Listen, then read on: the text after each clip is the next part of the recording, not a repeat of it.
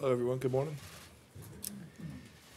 Every year for 44 years, the State Department has written the most comprehensive and fact-based human rights report in the world. State Department team members in Washington and our embassies work with experts in many countries to get the most critical work done on this important topic. They continuously set the gold standard, and this year is no exception. It's a broad and challenging mission, but human rights are at the core of what we believe as Americans, and so we have to execute this well. To Assistant Secretary Destro and everyone who worked on it, congratulations. Thank you for all of your hard work. As our founding doctrines remind us, nothing is more fundamental to our national identity than our belief in the rights and dignity of every single human being. It's in our Declaration of Independence. On this issue, all Americans have common cause with freedom-loving peoples all around the world. The State Department's Commission on Unalienable Rights is exploring the deep roots of America's foundational belief in these ideals, and I look forward to receiving the Commission's work sometime around the 4th of July of this year, a fitting time.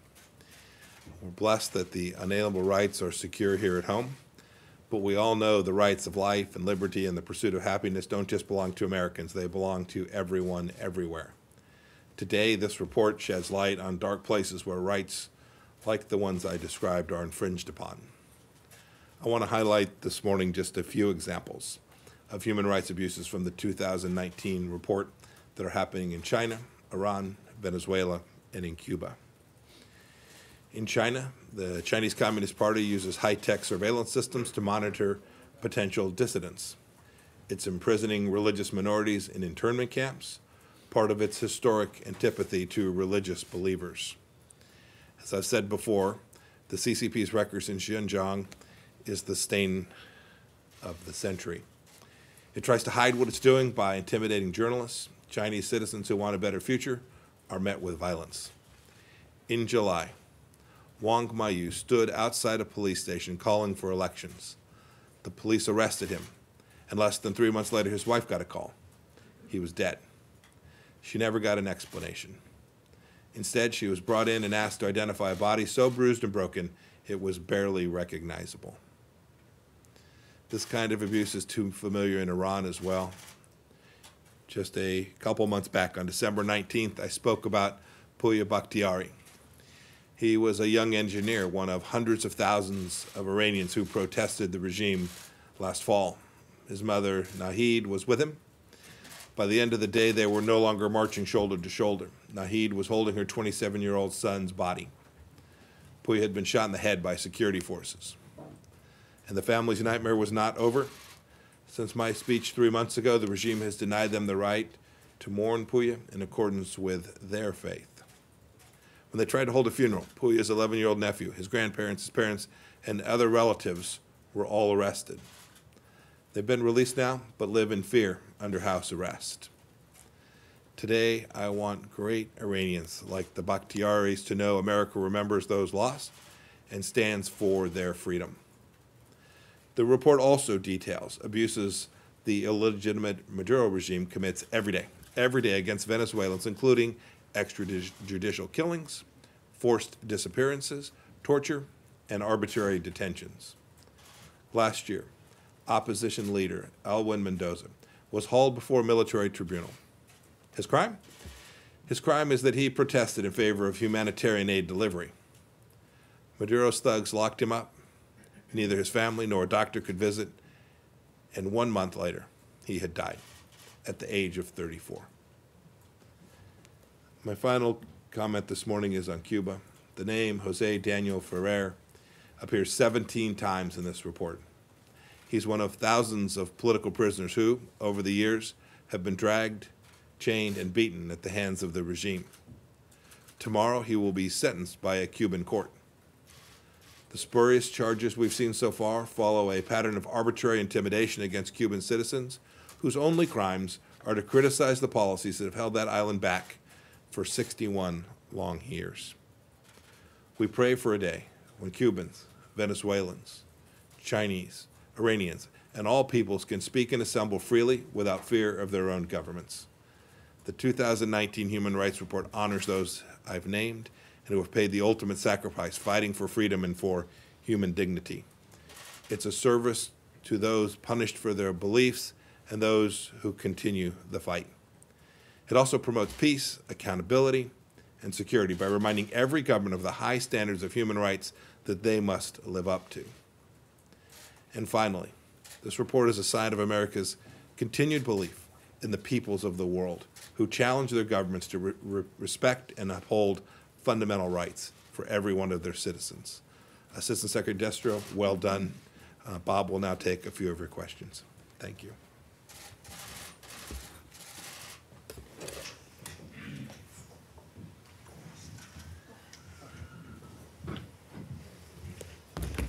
Well, good morning, everybody. Let me make a few opening remarks, and then I'll be open for questions. It's a great privilege to represent the United States in this forum and to work as a public servant along with the thousands of dedicated State Department employees who worked on this effort. One of the results of that work is the annual report. They look beyond law, policy, or statements of intent and examine what a government actually did to protect human rights during the year and to promote accountability for violations and abuse. As the old statement goes, actions speak louder than words. The 2019 Country Reports on Human Rights Practices is the 44th such report that we've had the honor to present to the United States Congress. The Department of State is required by law to report annually on the status of internationally recognized human and worker rights in all countries that are members of the United Nations. This year's reports summarize the situation in 199 countries and territories. The Bureau of Democracy, Human Rights, and Labor works with our colleagues in U.S. embassies around the world to create these reports. We also work with them every day on U.S. efforts to promote democracy, protect human rights, and advance labor rights. I want to express my thanks to them for their hard work and dedication to this report, its accuracy, and more importantly, the greater mission it supports. Together, we support human rights defenders in a wide variety of environments who risk their lives to instill in their own societies the respect for human rights and fundamental freedoms that we as Americans hold dear and take for granted. We must not, as these reports too often show, take these freedoms for granted. I think it's important to stress again that what we're looking at here is internationally recognized human rights. These are rights and freedoms that are encompassed in documents such as the Universal Declaration of Human Rights. They are the products of consensus among a wide cross-section of global rights traditions stemming from different faiths, cultures, regions, ethnicities, and backgrounds. Our objective is to report accurately on human rights conditions around the world and to report both the good and the bad. It's easy for governments to say that they support human rights. It's harder actually to do so year after year. These reports provide accurate information and examples gathered from multiple credible sources. What the world chooses to do with the information is up to them. We hope that people will demand accountability from their governments. We urge that citizens of every nation will respect the individual dignity of their fellow countrymen and women. And we hope that the world as a whole begins to see, as we do, that respect for the inherent dignity of every person is the foundation of lasting peace and security. The 2019 country reports will be available to the public on the State Department website at www.state.gov when this press briefing concludes. Thank you, and now I look forward to taking your questions. Go ahead, Sean. Sure. Thanks for taking our questions. Could I ask you a little bit more about China? The Secretary is quite forceful in his comments about China. Do you believe that what's happening in Xinjiang rises to the level of crimes against humanity? That's been a term that's been mentioned by a number of organizations, and specifically in Xinjiang, the issue of forced labor. That's something I know, particularly in the Hill, there's been talk about trying to make sure that products sold in the United States are not made through forced labor from interned Uyghurs. What is the State Department's position on making sure that that's not happening? Well, we have spoken out very strongly about what's going on in Xinjiang, not only the forced labor in Xinjiang, but also the forced labor that China exports to other places. We've spoken out in as strong a term as possible. It's not necessary right now to draw any conclusions with respect to the ultimate question that you asked, but the Secretary himself has called it one of the worst human rights violations in recent memory. Carol? I have two questions. I'll be brief, though. In the section in Saudi Arabia, it mentions the concerns about the transparency and accountability of the Saudi government in the murder of Jamal Khashoggi. Why did the report not say anything about any observations made by U.S. Embassy personnel who may have attended the trial? And in the section on Guatemala, it says migration authorities lacked adequate training about rules for establishing refugee status, but the administration has been deporting refugees there, saying that they have a full and fair opportunity to apply for asylum there. Does this report undercut that rationale? Thank you. Okay, let me deal with each question in turn. Let's start by recognizing that the murder of Jamal Khashoggi was an unacceptable crime.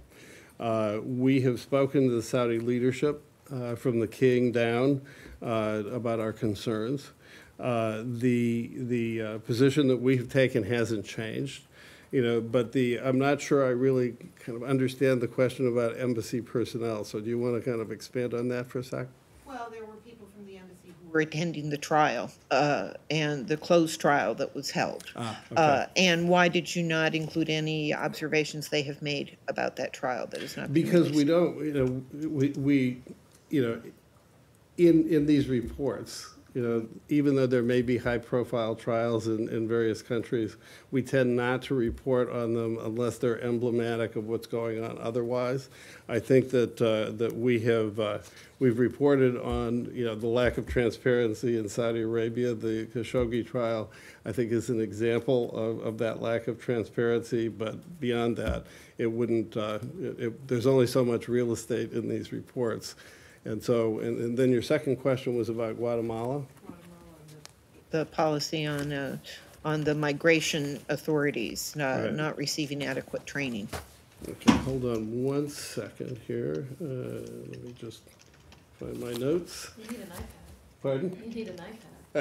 Yeah, it's my daughter actually looked at this and she said, "You actually read all this?" I says, "Well, yeah, as a matter of fact, I did." So, all right. So what we're trying to do in all of this, we've got two different problems. We're trying to help the countries in the Northern Triangle to address the drivers of illegal immigration and to strengthen those institutions. So when we look at what we're trying to do, with the folks in Guatemala, we're trying to protect those vulnerable families that have made this long trip up. But at the same time, we have to have respect for the rule of law and the whole question of asylum processing. So it seems to me that there's nothing in the reports that would undercut that. The reports are very accurate. They report on what happened last year. And so, no, I don't think there's any inconsistency whatsoever. Right behind Carol. Yeah. Go ahead. Thank you very much. On North Korea, on the COVID-19 coronavirus in North Korea, and regarding in the North Korean human rights abuse, do you have any information about the coronavirus in North Korea? Because Kim Jong-un hide for this virus is not big serious problem, but do you find out recently what's happening in North Korea and to worry about the North Korean people? Well, the short answer to your question is that, of course, we're concerned about the North Korean people, and we extend our sympathies to all of the families that find themselves in the unfortunate situation of being affected. But we also know that North Korea is a very closed society. Information is very hard to come by, but I do know that our government has reached out to North Korea, to Iran, and, to China, to everybody, and said, look, to the extent that we can be useful, we will try and be useful and provide assistance. We've done that in any number of occasions. So the short answer is I don't know about the penetration of coronavirus there, but, and I can't speculate. Thank you. I'm sorry. Okay, thanks. You described an important, extensive, thorough documentation, 199 countries. Do you think the fact that the Secretary chooses to single out the 4 adversaries, main adversaries of the United States at this point, including 3 that are under U.S. sanctions, might decrease the impact of the document and, people would and support criticism that human rights are being politicized? No, I really don't. I think that the Secretary's choices are his own, and they reflect current American policy. And so but one of the things I think any fair-minded person who reads these reports will see is that they're pretty hard-hitting across the board. And so we're no more or less hard-hitting with respect to those countries than we are to other countries that are flagged here for having problems. Well, I think Crown Prince Mohammed bin Salman mentioned in the section about the murder of Jamal Khashoggi, given that U.S. intelligence has concluded he played a role in that murder. Hold on 1 second. Let me just see.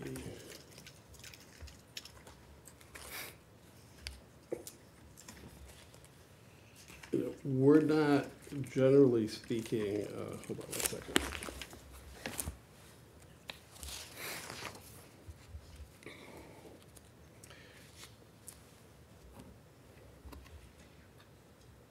I think what we have made clear across the board is that we don't mention high-profile cases unless they're emblematic of a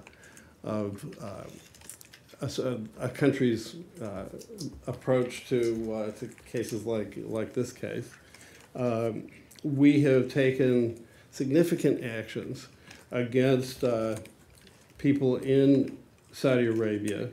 We've imposed visa restrictions and financial sanctions.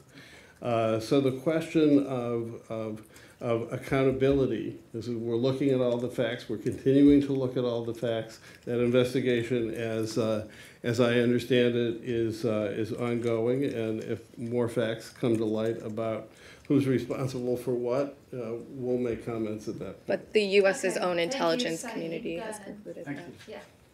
Thank you, sir. Regarding Israel, the West Bank, and Gaza, we have seen a spike in home demolitions over the past 14 months, and it's likely to increase. I mean, the indication that the first 2 months of this year also show a higher spike in East Jerusalem and occupied West Bank. What is your position on the home demolition? Besides reporting on that, what are you doing in terms of deterring the Israelis from doing so? And does it fall under collective punishment? Thank you. I'm sorry? Does it fall under collective punishment? Well, what I can tell you is that we intervene with every country when we consider there to be they're considered violations. Now let me just pull up the material on Israel here, and